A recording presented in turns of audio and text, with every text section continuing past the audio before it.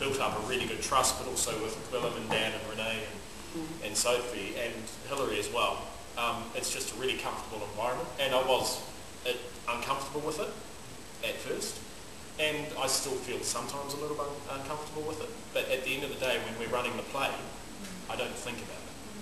And I think that's testament to the process that we have undergone and the trust that we have with each other. You know, I might, in the weekend, go, wow, I've been kissing a guy all week. But when it comes down to it, it's not what I'm thinking about. So, you know, it's, I think the credit to the team involved and the writing, the strong writing as well. And the reverse of that, you get a lot of homosexual actors who have to play straight people all the time. Like the amount of times I have to fall in love with a woman on screen and on stage and everything, but I don't think it's a major deal. Like, you look at the person as a person and you can relate to that. You know? And you're acting. You're acting. I mean, how many serial killers do you see on the screen? You know, they're probably not serial killers. So they feel comfortable in that skin while they get into the role.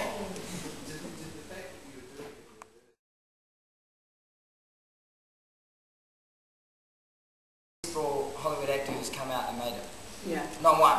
Like Rupert Everett, I mean, come on, he does Best Friend's Wedding with Julia Roberts. It's like, you know, second string. I mean, that's probably the closest you're going to get. And Ian McKellen, he does wizard roles. Like, not playing a romantic lead, you know. But there's the line in the play, are you British, are you knighted?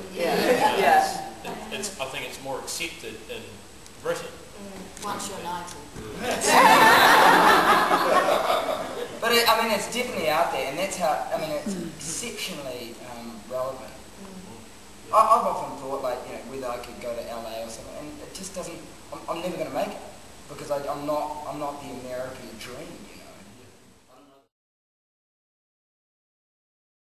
know. I sort of, my journey, I tend to just sort of pick out one sort of overriding theme that sticks out to me, and that was sort of the hype of celebrity lifestyle. And what is at essence in that is Hollywood. And so I was just like, Hollywood. And then suddenly I just, over like lunch with Willem, I was just like, what if the set literally is Hollywood? And they just act upon that. And I think it was the first monologue of Renee's.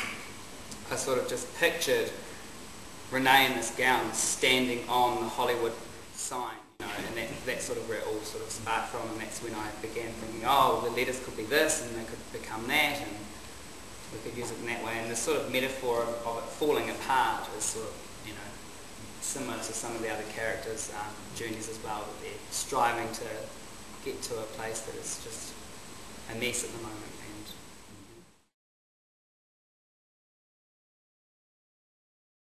In a certain place in time, that, of course, like, yeah, it's in Hollywood, but we can relate to that in our own way. So, like, what I'm interested in as a director is sometimes that you can present, like, for instance, Angels in America, same thing, which is set in 80s New York, but yet when we see it, we can connect ourselves to the human questions that lie in that world, that specific world, and that's what I find really intriguing about actually not going in this whole kind of, let's play this in this specific setting so we make it local.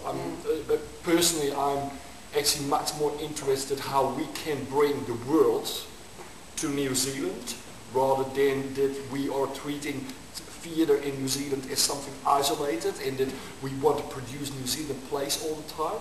I think it's very, very important that New Zealand is constantly relating itself to a bigger world perspective.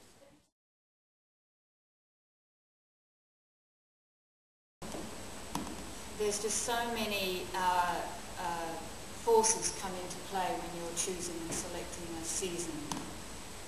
And it is everything from people's individual careers and what they're aspiring to and what they're trying to achieve, plus things that audiences are going to relate to and enjoy, that there are definite specific audiences that aren't always serviced well by theatre companies or by entertainment in general, and, you know, gay plays with gay themes is one of them. It's like one in a season, you know. So there's a whole gamut of things that come into play, And once again, what I'm interested in is the energy that something creates, the conversation that's going to develop, the fact that people will go away and talk about this. The other thing is that we, and you might be able to say yay or nay to this, but when I lived in the United States, our understanding of the United States, and I'm talking about culture from the USA, is so familiar to us. When you go there, you actually feel like you're on a Hollywood set the whole time. You've seen these places on our televisions. It feels very, very familiar. But I suspect people from the United States would have great difficulty relating to a play that was purely New Zealand. They would have great difficulty. But we know. That's why we're so incredibly wonderful and cosmopolitan. You know, but we don't have any problem relating to it.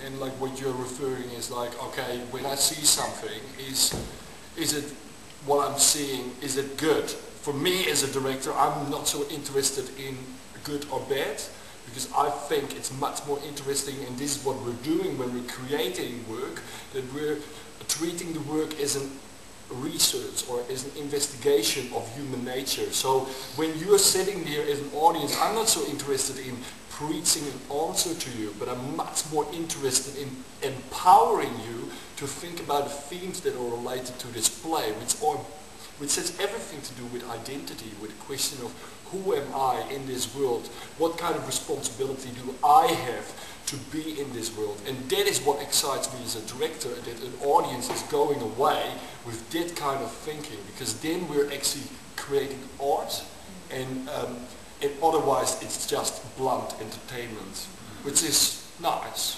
I don't think this place is for that. And I hate sport analogies being used in line with art and art making, but it is the same. It's the thing of, you know, there are football clubs that fail for years and then suddenly take off and everyone gets behind them or whatever. Theatre in essence is no different. It has a history, it has an evolution, it has groups of people who come and go, and you know, you can see people who started here, and this is a very good example. You know, our cast here are 2-3 years out of drama school.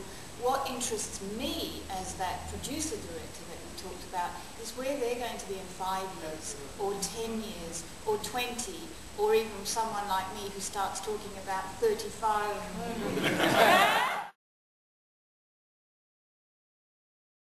What was great about this production, and actually I'm quite interested to do that in the future as well, because we've worked 1 week quite early, and then we took a month out of rehearsal, and then we went back into rehearsal. And what was quite interesting is that, like, as a performer, as an actor, you start already seeding some stuff of the character and the story in your body, and then it sits unconsciously with you. So when you come back into a rehearsal process, it's something that has been living with you for a while, and that's actually quite fantastic. In Holland you have 7 weeks rehearsal, and that you can see that because these actors live the character in a certain way, and they play not only, you know, like you come definitely back in 2 weeks time and the show will live on a different level. Do you know what I mean? Like, it creates layers the more longer you have, but financially it's not possible at this moment. But, look